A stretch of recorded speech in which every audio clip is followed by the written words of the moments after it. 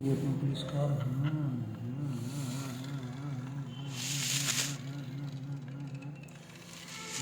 ये अपनी Mercedes car इसका दरवाज़ा ओपन। इसके अंदर देखते हैं क्या क्या है। ये स्टीयरिंग सीट सीट दिख रही है, स्टीयरिंग नहीं दिख रहा है। यहाँ से दूसरा दरवाज़ा ओपन करते हैं। ये दूसरा दरवाज़ा ओपन किया मर्सिडीज कार का। अब देखते हैं इसके अंदर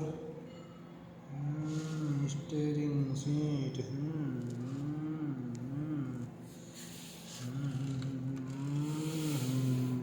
इसको चलाते हैं। दरवाजे बंद करते हैं इसके।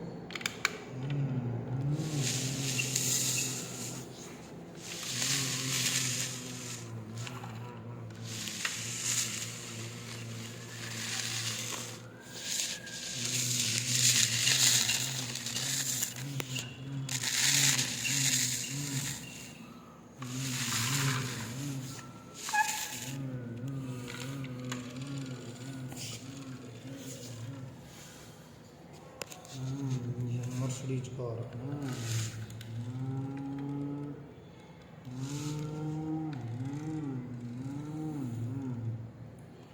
और ये पुलिस कार